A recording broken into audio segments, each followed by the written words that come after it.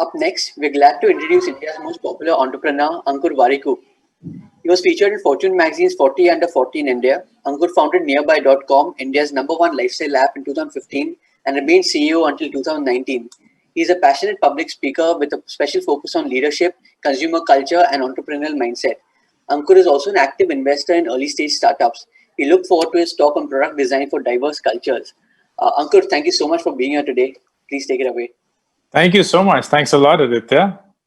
It's a pleasure to be amongst all of you. It's such a wonderful gathering, and I love the theme. And when Prakash reached out and he explained what the Now Fest will aim to accomplish, I was like, sign me up. This is exactly what I feel the world deserves, and I'm glad individuals such as yourselves are taking the first step towards that. So for the next 30 odd minutes, I'd love to deep dive into one particular area of interest for me. I've remained a student of product management for the longest time, and I thought product management is fairly straightforward. You understand what your consumers want, you build it for them, and that's it. Consumers are happy.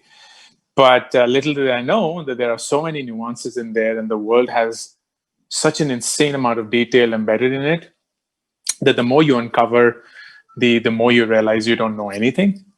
And that's where I am right now. So I speak to you not as an expert, nearly not. I speak to you as a student. I speak to you as a keen observer of how products have been built and what sets very successful products apart from the not so successful ones. And in my limited thesis and research of what is it that makes them work, that's the intent of sharing it with all of you to have a conversation. And particularly the topic of building products for diverse cultures. I don't lay any claim that I've built a product for diverse cultures. All that I've done is built a product for India. And if you were to imagine India as an amalgamation of varied cultures where every 100 kilometers, there's a different dialect, there's a different food, there's a different speech, there's a different culture and worldview, then in some way, at least I'd like to believe so, in some way, my experience reflects what could be product building for a diverse culture. But here are 3 things that I've learned in the journey of building products for India, how hard it has been, and how I remain humbled by that experience, which is what I wanted to share. Number 1, and I wish that this was a offline in-person event, because then this question that I ask is just very beautifully leading to the point that I'm trying to make almost always. But now in the absence of an audience and I'm looking into a screen, nonetheless, let me ask you that question, and you, wherever you are, you can raise your hands and I'll hear you nodding through the sound of the universe. The question I ask when I'm in front of an audience is, do you think you come from a middle-class background? Do you think that you're part of what I would call, or what people generally say, is the middle class of your society, wherever is it that you are living, whatever is it that you represent as a society? And invariably, when I ask this question, almost always raise their hand. Almost everyone raises their hand. And of course, I've asked this question more often in India than otherwise. So then my follow-up question is, all right, great. It's good to know that you all think that you represent middle-class India. What is the definition of middle-class India? And then people give me these very subjective definitions. Middle-class India is where your parents are salaried and they didn't have a business or so on, so they worked their way through. Middle-class India is that you grew up in an environment where you didn't have enough money. Middle-class India is about ambition, about values, so on and so forth. And I was like, that is great. I love you. I respect you for that. But to me, that is not an objective definition of what middle-class India is. Tell me what the economic definition of middle-class India is. And very few people in my experience know that answer. But here's the answer, at least for those who are in India, and then I'll try and make that relevant to everyone outside. Middle-class India, economically, is anyone who earns between 8 to 12,000 rupees a month. Someone who earns between 8 to 12,000 rupees, which is anywhere between $100 to $150 per month, is middle-class India. And no one that I've ever asked the question to falls in this group. Everyone's way above this group, way above this group. But what they don't recognize is that they didn't even know. They always thought that they were middle class India because they thought that they represent what is middle class India values and middle class India upbringing and middle class India systems and processes. But they're completely far away and most likely alien to what is true middle class India. And that could be true for you, irrespective of wherever you're sitting in the world. You may think that you are a middle class representative of the country or the culture you represent or you grew in, but you'll be shocked if you genuinely went into a deep discovery of what comprises middle class in your culture or your society or your country. And the reason I make this point is when you are building products for consumers, especially consumers across different cultures, across different use cases, across different demographics, it's very easy for you to assume that you represent the customer. It's very easy for you to assume that you are the customer. So if I were to ask most people in the audience, hey, you thought that you represent middle class India, why don't we go ahead and build a product for middle class India? Guess what you will do? You will build a product for yourself. You will build a product for yourself because you believe you are the customer. And that is the biggest, number one fallacy in product development. When you're building products for the consumer, do not ever start assuming that you are the customer. There is a very genuine, childlike curiosity that you need to inculcate for you to find who the true customer is. What is it that they do? What kind of content do they consume? Where do they spend their time? What kind of food do they eat? What kind of conversations do they have? Which kind of schools do they go to? What kind of languages do they speak? Anything and everything that will make you smarter, aware about the customer. And that means dissociating yourself from what the customer genuinely is. So that's number one. The big mistake that product managers, product owners make is assuming that they are the customer. Number two, and this is something that if you've studied marketing or if you were a student of marketing at some point in time, you would have come across, which is customer segmentation. It's like the buzzword, create segments of your customers because each segment differentiates and behaves differently. Each segment has its own nuances. So you will have to communicate with them in their language. You will have to propose what is it that you've built according to what they will resonate with or relate to. So you constantly thinking about what's your customer segment. And I have had the privilege and the honor of running Nearby and before Nearby running Groupon India. So for the longest time, close to about 9 years, all that I've done is spent my time in the hyper-local business of this country and running what is essentially deals and discounts platform, a way for you to discover what are the best offers that hyperlocal businesses have to offer. And when we started, it was very easy for us to assume that the target audience for us, the one that will most favorably react to the offers that we have from restaurants, from spas, from salons, from movie chains, from retail stores, and so on, would be students. Because students are the one who are always short of money. Students are the one that are always looking for a great experience. Students are the one that would love to upgrade their lifestyle with the money that they have.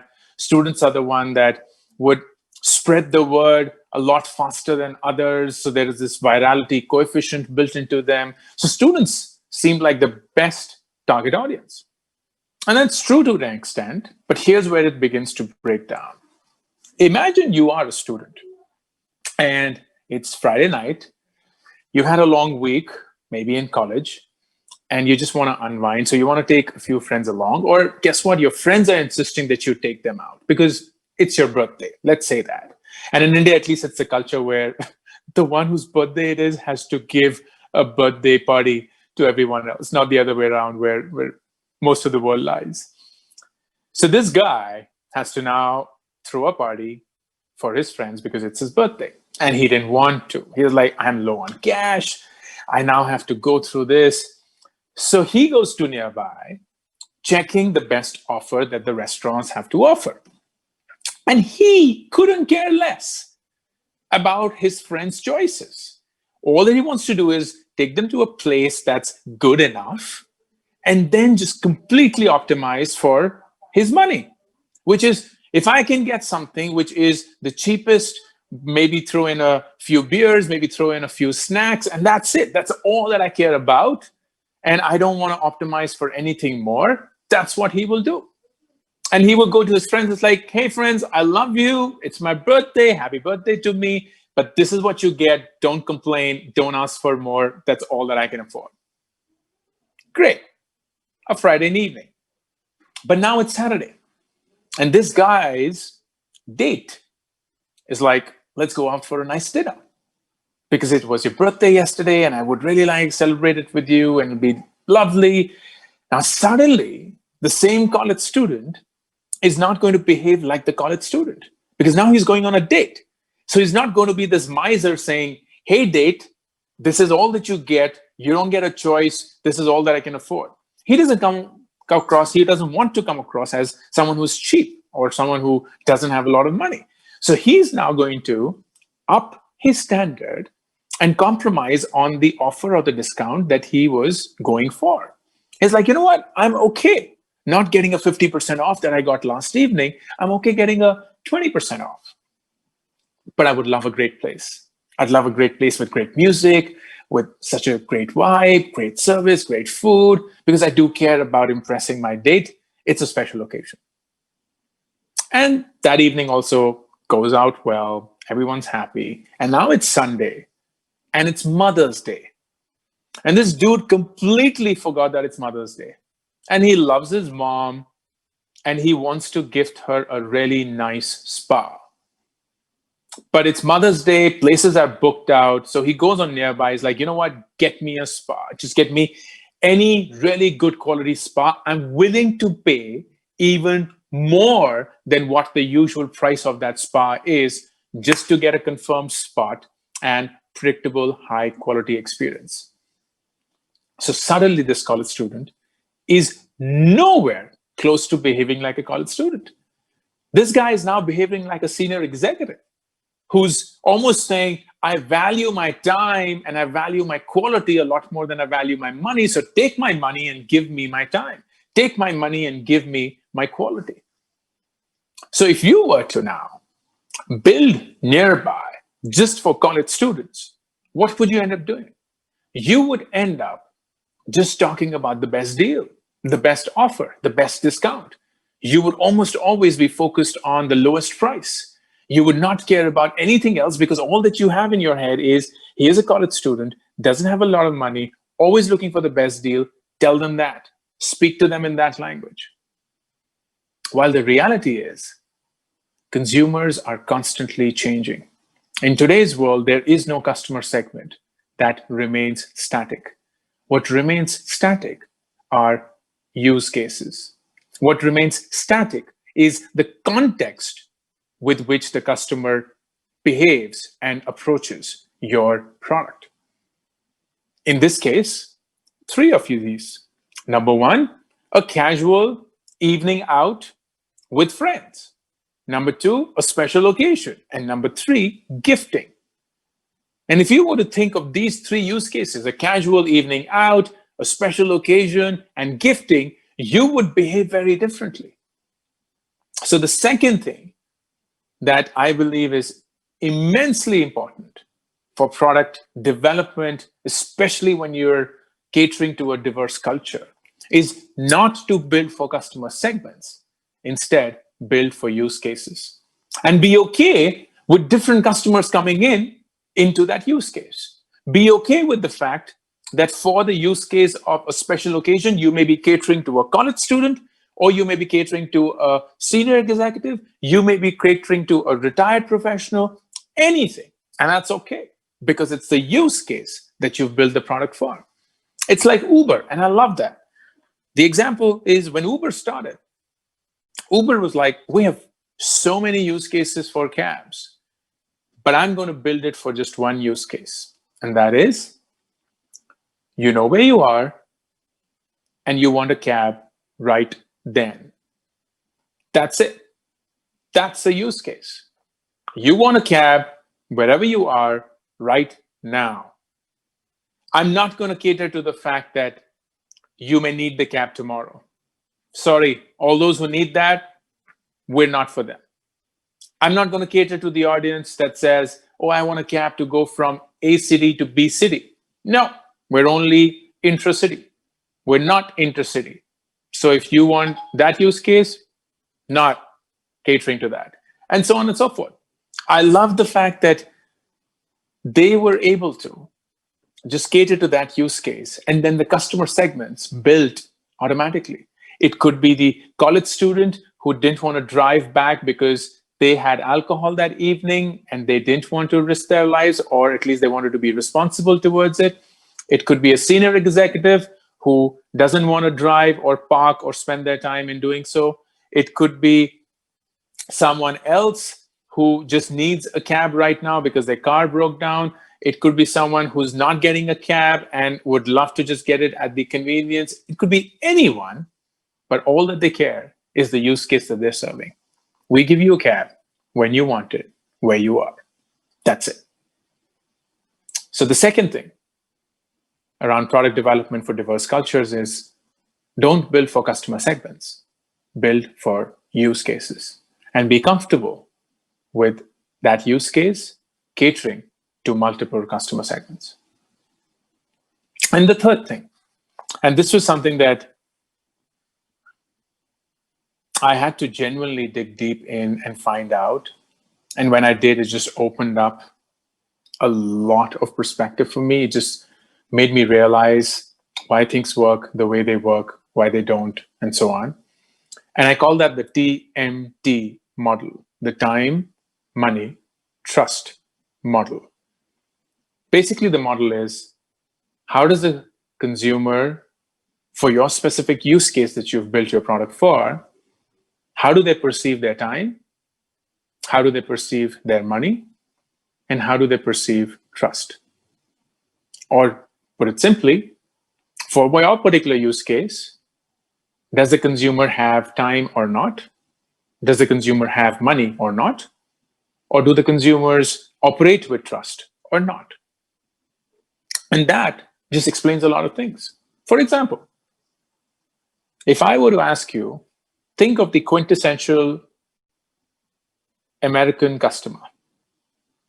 Whatever is it that you have in your head as the quintessential American average customer. And if I were to ask you, do you think that the average American customer has time on their hands or not? The answer is they don't. They're mostly busy, they're living busy lives, they're living city lives, so the average customer does not have a lot of time on their hands. Do they have a lot of money or not? And yes, they do have a lot of money on their hands. And that suddenly explains a lot, because the quintessential American customer, according to this model, is someone who is time poor, but money rich. And that means they are willing to spend their money to buy time. And that explains so much. It explains why they would go out for Amazon Prime. It explains why they would go for Uber surge pricing. It explains why they would happily pay for convenience, why they would happily pay for security, why they would happily pay for something that saves their time, why they would happily pay for something that's predictable. They would happily spend their money to save time. And when you think of the quintessential Indian consumer, you'd argue that they are the ones who have a lot of time on their hands, but not a lot of money. And that means we are willing to spend our time to save money. And that explains a lot. That explains why most Indian consumers spend so much time being comfortable with negotiating, spend so much time being comfortable with moving from one shop to another shop to another shop to another shop, from one website to another website to another website to another website, just to save money. Just to save money.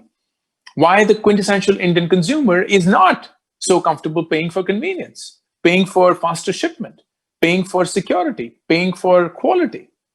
Because they're like, I have a lot of time. So I am willing to travel distances to get something cheaper. And I don't regard my time as precious as I regard my money. And then you add the layer of trust. And you would argue that the US is a trust first country, while India is a trust deficient country. We don't trust people easily. We're always thinking that the person opposite to us is there to get the better of us. And we're always on our guard. We're always like, oh, I want to be the smart one. I don't want to be fooled. So let me just do everything that I can to not trust this person and make sure I have all my checks and balances in place. And that suddenly drives almost everything that there is to product management. Because when you think of building products, then the product that you would build for someone who has time but no money would be very different from someone who has no time but money. And that is just brilliant. A great example of that is Uber. Uber, again, does not have any number that customers can reach should they have any complaints. Uber is completely click, click, click. If you have any issues, you just click, click, click, and it will get solved. The Uber equivalent in India, the biggest competitor to Uber in India, is this cab company called Ola. And Ola has a pretty big customer care number and a pretty big customer care unit. And I remember asking the founder of Ola a long time back, when they just started with their app-based booking, what's the biggest reason why people call? And he said that the biggest reason why people call is to ask a question, where is my cab? Where is my cab? And that just blew my mind because the app tells you that. The app in real time shows you the cab moving close to you, towards you. And people don't believe it. People don't trust it. What they would much rather trust is calling a number and asking people where my cab is instead of looking at the screen. Now, if you were building a product for a customer that has a lot of time, has no money, and lacks trust, you would not build a product like Uber. You would build a product like Ola, where you know that they have the time, so they don't even think twice about waiting on the call, waiting for someone to speak to them, just to ask the question, where's my cab? Which could very well have been answered if they looked at the app. And that's amazing. It just opens up so much about how consumers behave, about what they're likely to react to, how are they likely to react to it, and what are the possible reasons why. So the third thing around product development, especially when it comes to diverse cultures, is constantly asking yourself that the use case that I'm building for, what is the dominant use case when it comes to time, money, and trust? How do my customers think of their time, think of their money, and think of trust when it comes to my use case? For example, nearby, it's very simple. Consumers, at least for the use case of deals and offers or discounts, we're always with the mindset of, I have time, I have no money, and I most likely don't have trust. And because I have time and no money, I need to see the best deal. And I'm going to wait for it, and I'm going to window shop and find out wherever else that I can get it. So you have to earn the right to excite me. I'm not just going to give my attention to you, least of all my money. You have to earn that. And you will earn it by catering to my time richness and my money poorness. And because I don't trust you, or I generally don't start with trust, I need to see brands that I can trust. I'm not going to just randomly react to some Ankur Warikoo restaurant that's just opened up and claims to be the best one. I need to see a McDonald's. I need to see a Burger King. I need to see a Pizza Hut. I need to see a Domino's. I need to see brands that I see, because that's when I will trust. Otherwise, why should I? I will just feel that you are out there to get the better of me. You're giving this deal or discount because there's something hidden. It's most likely wasted food, it's bad service, it's something of the order, so I'm not going to sign up. And those are all the things that we faced when we started the Nearby journey in India, because we recognized, well, to be fair, we didn't recognize, and that's why we learned it the hard way. We didn't recognize all of this. It was only now that I am slightly wiser about what happened and why. But back then we were like, why are people behaving this way? We have the best deals. We have absolutely the best things that one can offer. And it was only because people were always asking, what's the catch? Like, this is too good to be true. Why would someone give such a great deal? There has to be something that is missing. And that came or stemmed from their trust deficiency. So, in summary, and I spoken for about 30 minutes, and that's what I wanted to leave time for questions. In summary, the three key things that I believe you as a product owner, you as a product manager, you're someone who is product marketing, needs to bear in mind when you're building for diverse cultures is, number one, don't make the mistake of assuming that you are the customer or you represent the customer. You don't. And that means that you have to step into their world, be curious like a kid, and genuinely get to know what are their motivations and why do they behave the way they do. Number two, instead of working and making the product for customer segments, make it for use cases. And don't care then what kind of customers are coming into that use case, because several very, very varied customers will come in. But as long as you're committed and focused and true and honest to the use case that you've built, you will do a good job. And then number three, for that particular use case, ask yourself, how do consumers, irrespective of who they are, how do they perceive their time, their money, and how do they deal with trust when it comes to this particular use case? And that will then explain a lot about why consumers behave the way they do, why they're likely to behave the way that they will, and what is it that you in your product can do differently already without necessarily learning it the hard way. All right, I'll stop and I will have some questions come my way if there are any, and love to address them. Thank you so much, Ankur. That was one power pack, 27 minutes, fantastic. We do have questions and they'll go around two directions. Let's take the first direction first because we're talking about products. And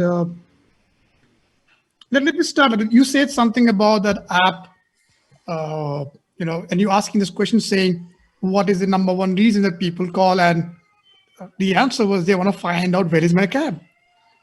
You tied it down to trust because it's right there on the app. Right? I vaguely remember this one study from almost 2012.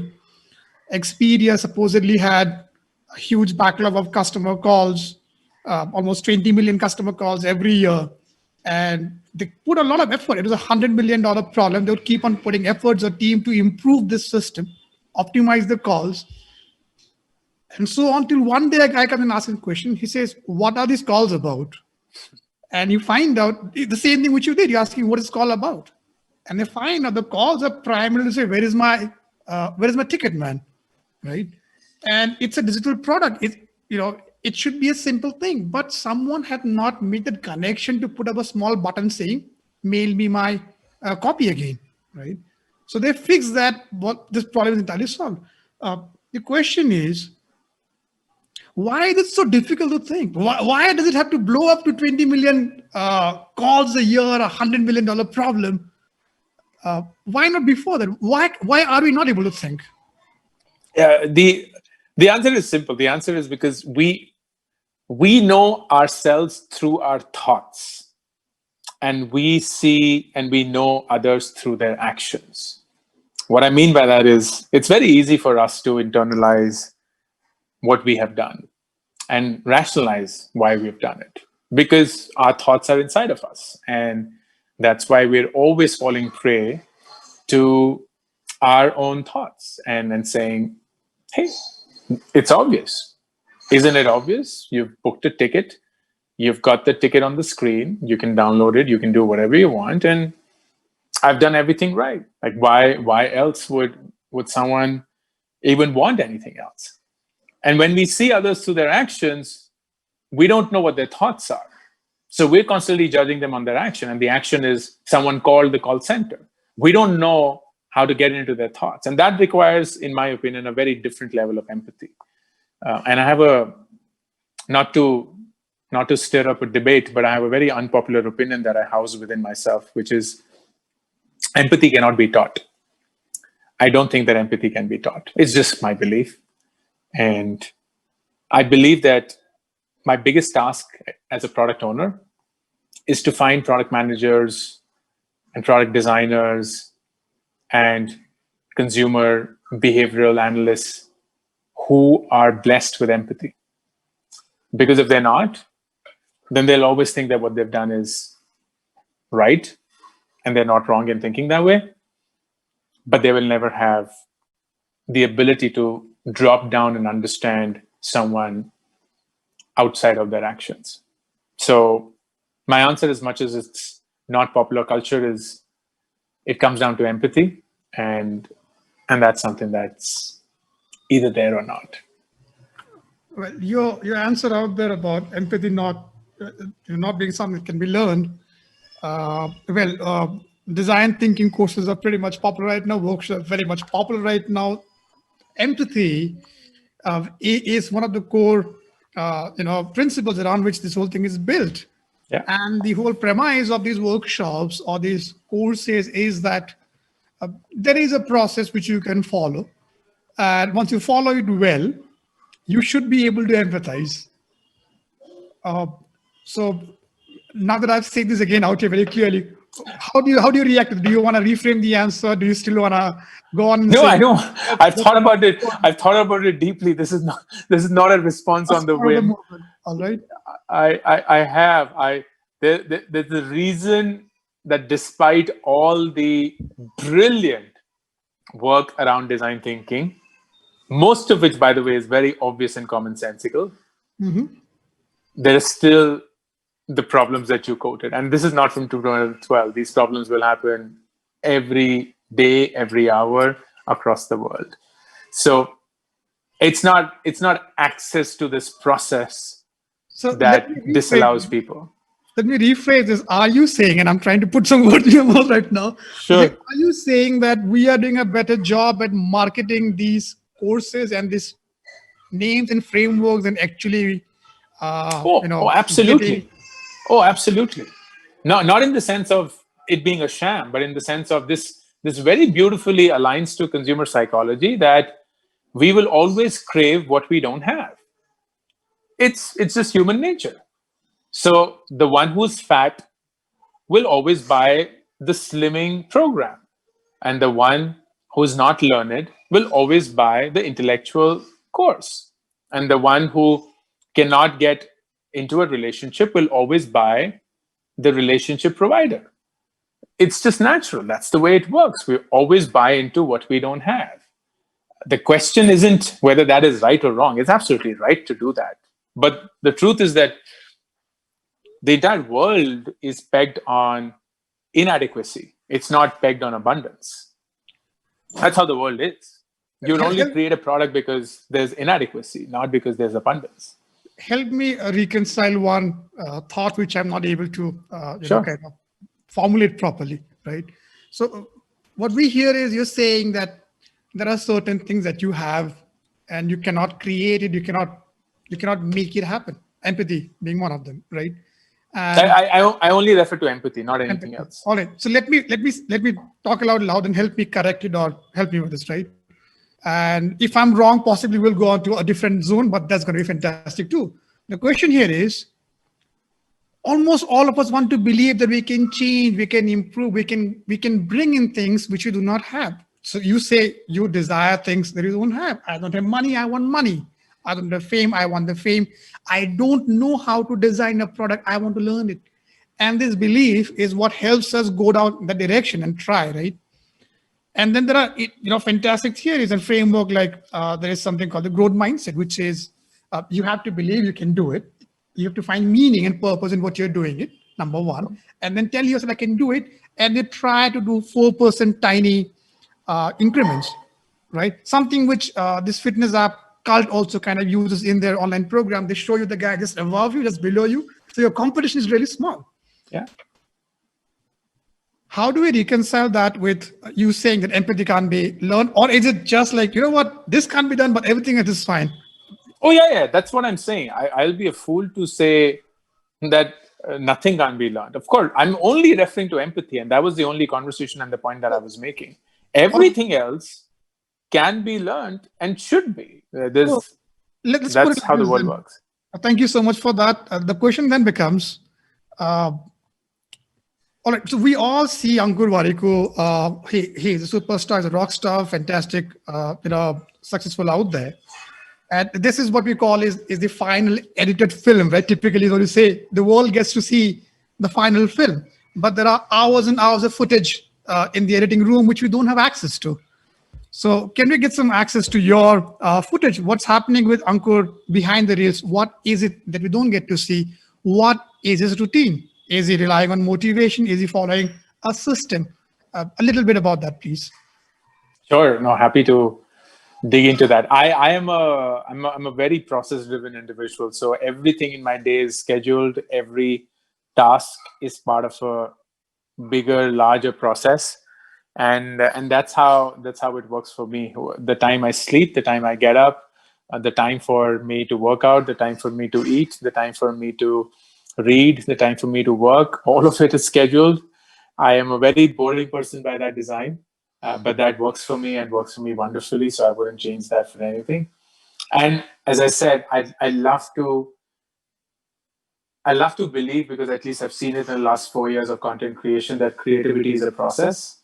It is not something that happens sporadically. It's not something that happens in some moment that you can't explain. If you devote yourself to it, then it can clinically happen and happen at your will, which is what we do. I'm a firm believer in habits, and I genuinely have seen it for myself that habits can then compound to give you results that you yourself did not expect from your own self. But that's how I operate, and that's how I live. Thank you for that.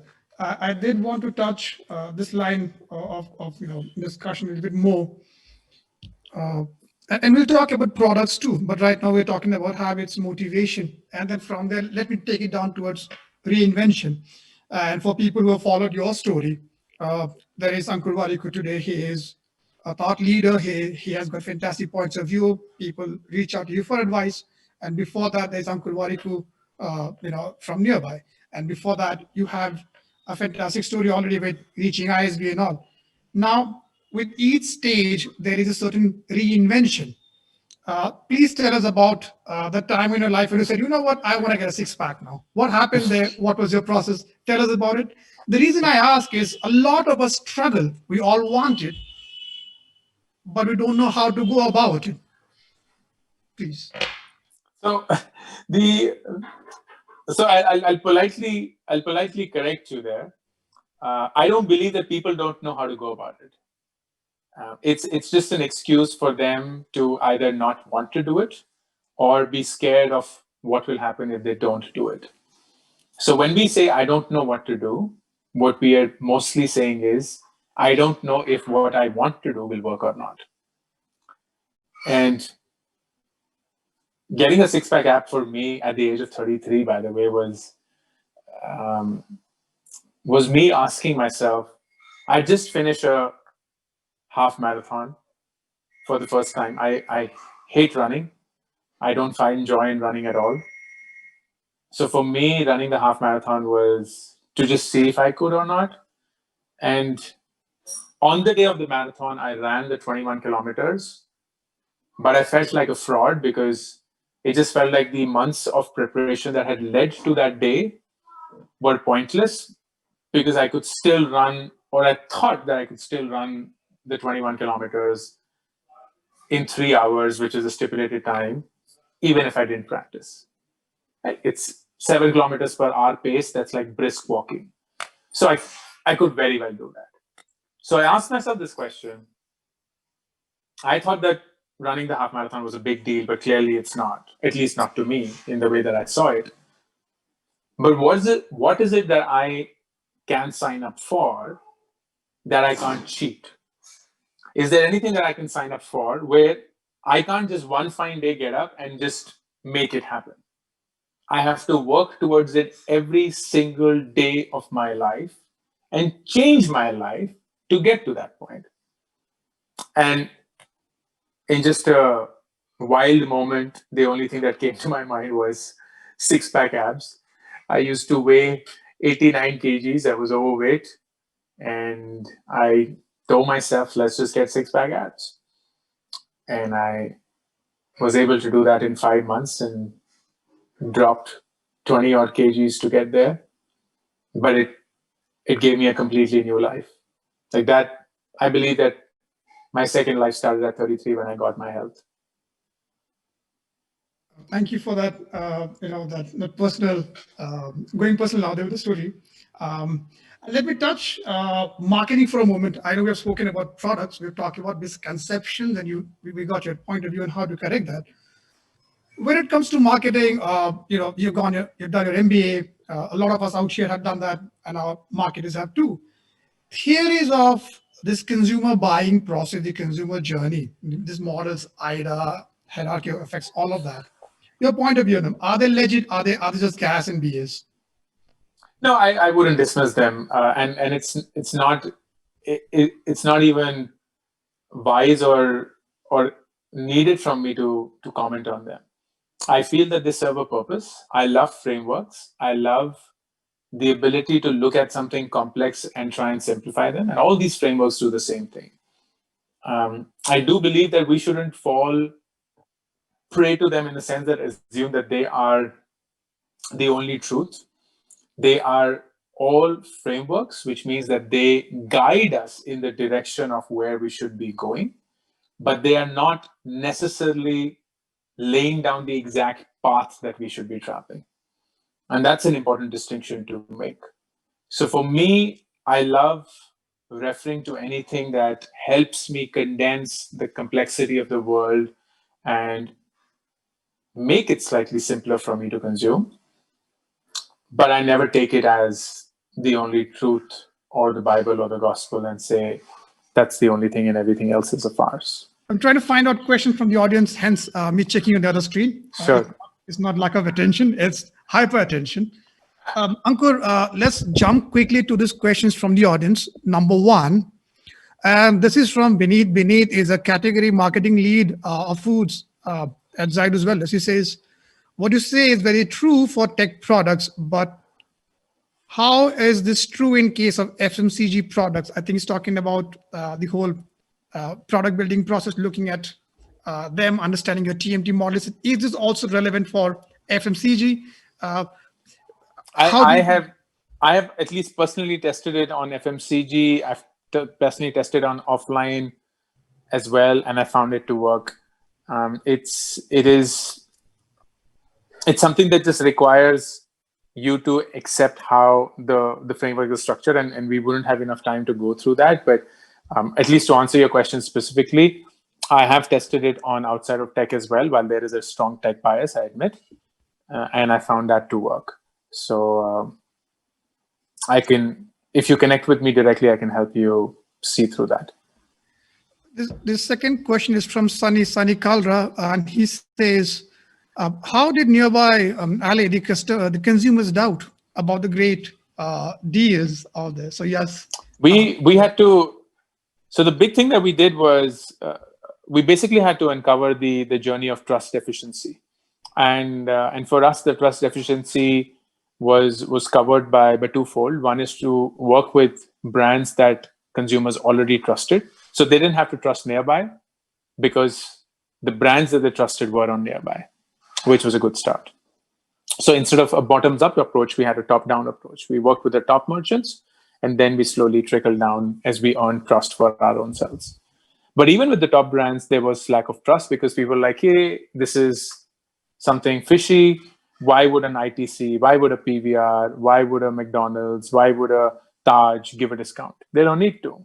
So there must be a catch. There must be something that's not kosher. And there we actually had to get down and create I wouldn't say testimonials, but more like validation videos, if you will, of the general managers of these brands, of the clients that we were working with, them explaining why they were working with Groupon. This was not for Nearby, but for Groupon. And thankfully, by the time Nearby came, we had traveled that journey. But for Groupon, we had to create these videos where people came on screen and they were like, hey, we are from this brand and we're working with Groupon because ABC, XYZ, and we encourage you to check us out.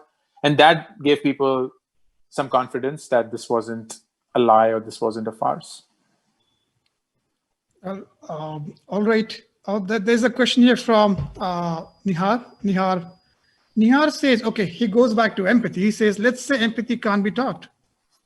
And the next question is, how do you find those with empathy? What's your selection process? Yeah, that's a good question. So I have my own ballparks to do it.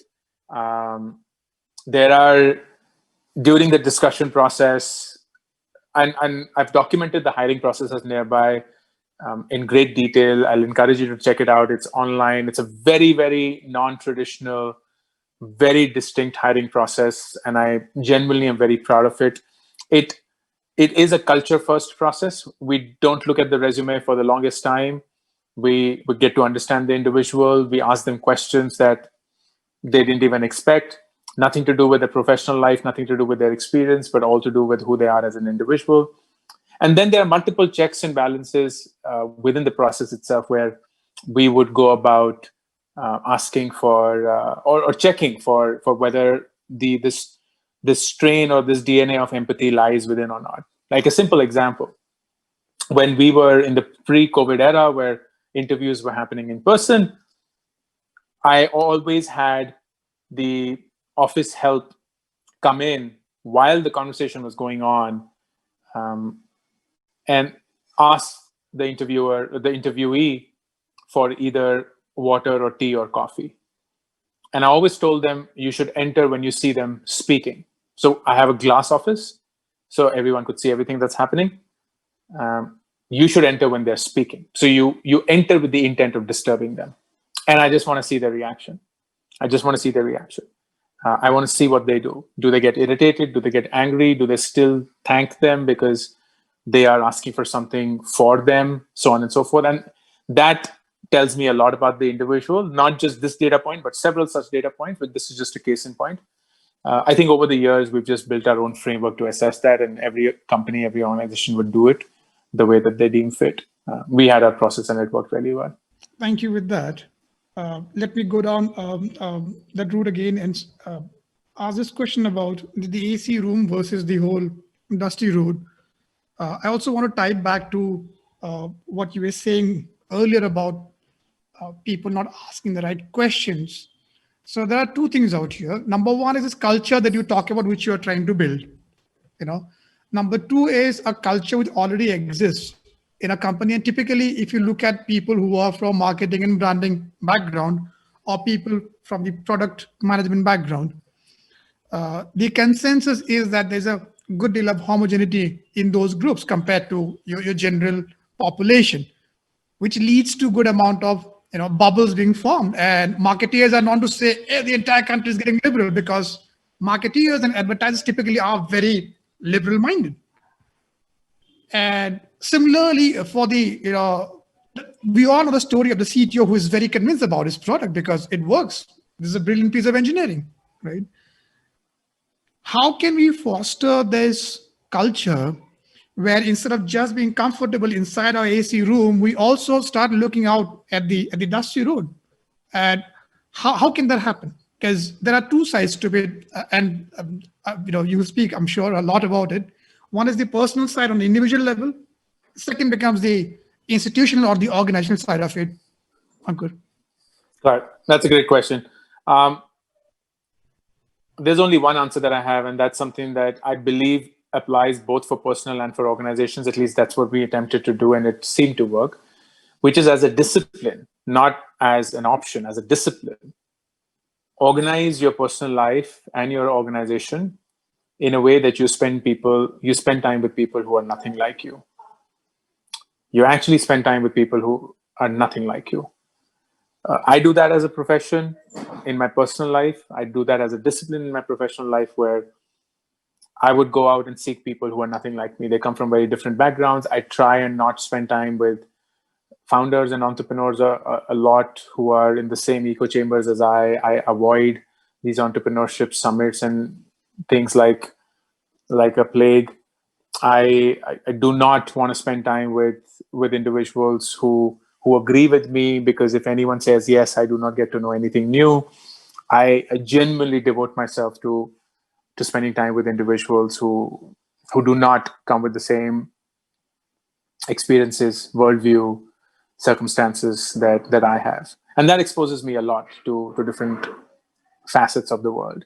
And I think that the organizations then structure themselves in the same way. Like we used to have these formal sessions where one function has to hang out with the other function individually. So someone from finance would hang out with someone from sales, and someone from HR would hang out with someone from operations, as a mandatory thing, not as an option, not as something that they do for a nice, happy, chill out thing, but more to understand the other side, not just what they do professionally, but also who they are as individuals. I had a session, not a session, I had an initiative at Nearby when I was the CEO called Lunch with Warikoo, where I used to have lunch with a colleague every day whenever I was in office. And that taught me so much about people at Nearby, where they come from, what's their worldview, what's their upbringing, how do they think and operate. And after the lunch was over, I used to write a 100-word summary about the experience of that lunch and send it to the entire company. So the entire company then got to also see how people are so different in who they are, and people who we thought are very different from us are actually quite same. And we have very similar values, very similar upbringing, very similar thoughts.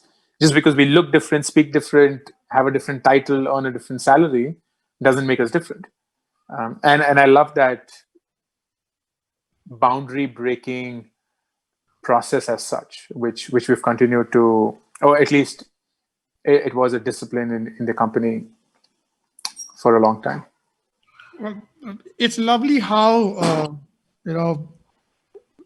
all your answers, right? Whether it is coming from you, we had Professor Kat Sunstein on here, and he said something similar about this need to talk and reach out to different group of people.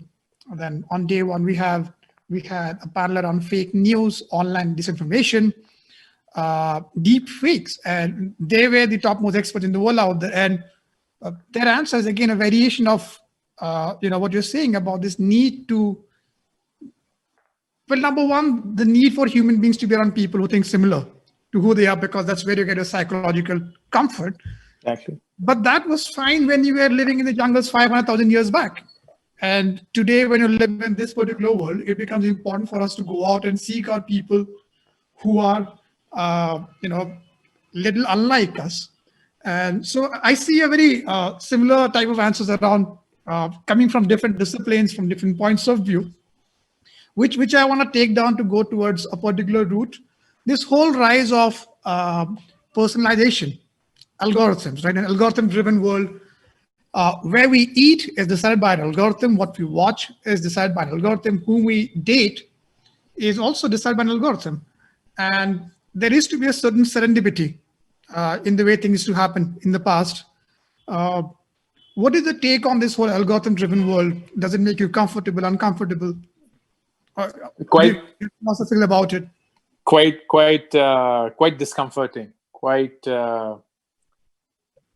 I don't know what the right word is, but the way that I see it is the best minds in the world, the best engineers in the world are working day in and day out to influence what I see and what I consume. And that means, number one, there is no hope in hell for me to beat it. The only thing that I can do is to cut it out, to eliminate it. But I can't beat that system. I can't beat it, given my biases, given my just fallacies, given my weaknesses. And then number two is precisely what you mentioned, which is it creates an echo chamber in such a way that you don't even realize that you're in one, because it feeds you so well. It feeds you with every possible chemical that you wish to get fed with, to keep you satisfied, to keep you curious, to keep you engaged, to keep you jumping with joy, and also give you those right doses of anxiety and stress. So it just feels like the real world, but the truth is it's not. It just isn't. It's like here's what I say often. We are in India, a country of 1.3 odd billion people, which means if there's anything in nature that has a chance of 1:1.3 billion of occurring, anything that has a chance of 1:1.3 billion is going to happen in the country. So we need just one individual to go through something that has the likelihood of 1:1.3 billion. And that one individual will become the news, because that's what it is. It'll become the news. And the minute that becomes the news, we just believe that that's the truth. Again, fantastic how it all ties. Probably it's like great minds think alike. I think there's a reason for that. I remember Professor Dilip Soman saying something similar about the flight of Han Solo when he's trying to go through the asteroid belt using his Millennium Falcon, and C-3PO was like, well, here is your probability, blah, blah, blah, and so and so. And then Han Solo is completely disregarding him, saying, what you need is a shot and making it happen. Thank you so much. I have one last question. The time is almost up, but one last question here. COVID, right? How is COVID going to change? I'm sorry, it's out there, right? How is COVID going to change? Number one, going out. And number two, the whole local scene, because a fantastic local scene was, developing in the country, at least in the big metros, right? How is it going to change that? I generally don't think it's going to get affected. That's my personal irrational optimist self speaking. I believe it's just a matter of time. We're all waiting for the vaccine. We're waiting for a period of discomfort. I don't know what that will be. It could be as long as 1 to 2 years. But once it happens, we will get back to that, because we are social animals, and the need for us to be included in a society is very innate to our existence. So we will get back to it. We will get back to it, hopefully sooner than later, but eventually for sure. Well, thank you, Ankur. And to everyone who's been listening in, here is what we're going to do. And I'm doing it without asking any permission at all from Ankur. Inspired by this story, and by all the talk about system and motivations, and because the year is coming to an end, and because you all are sick of COVID, here is what we are doing. Starting on the 1st of October, we're launching a small challenge out there for the entire world.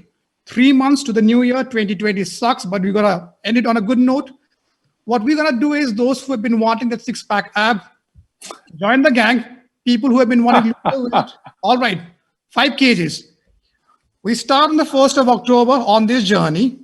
We are either losing 5 kgs, getting a six-pack, or we are coming up with the first app or our startup idea. We're going to conceptualize that. We'll do it together. We'll start it on LinkedIn, and we'll tie it all back to Ankur, whether he likes it or not. And that's how we're going to end this year. Even if 2 of us make it, I think it's going to be fantastic. But I think a lot more people join us. Ankur, thank you so much. You inspired us. You. There's a reason people follow you. You've been very kind and very generous. Thank you. Thank you. Thank you so much. All the best. Have a wonderful Nice talking to you. Thank you so much. Bye-bye. Bye.